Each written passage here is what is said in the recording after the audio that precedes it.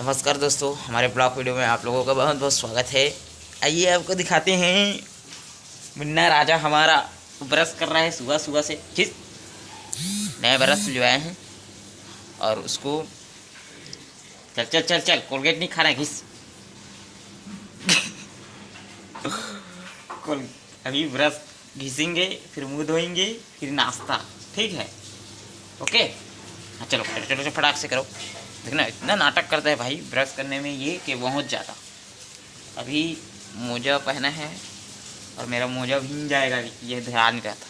बहुत मुश्किल से अरे घिसना भाई। अरे यार घिस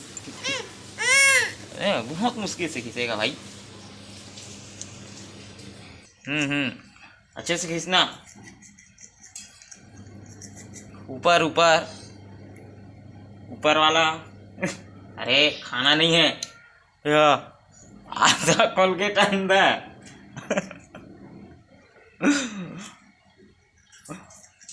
ठीक है, अच्छा बच्चे हैं जो ब्रश घिस रहे हैं इतनी छोटी उम्र में।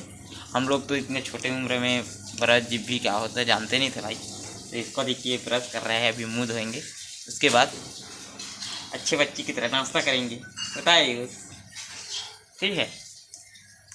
ठीक है दोस्तों, आज के लिए बस इतना ही। अगले वीडियो में मिलते हैं आपके लिए, तब तक के लिए जहाँ भी रहो स्वस्थ रहो, मस्त रहो, हंसते रहो, अपना ख्याल रखो। धन्यवाद।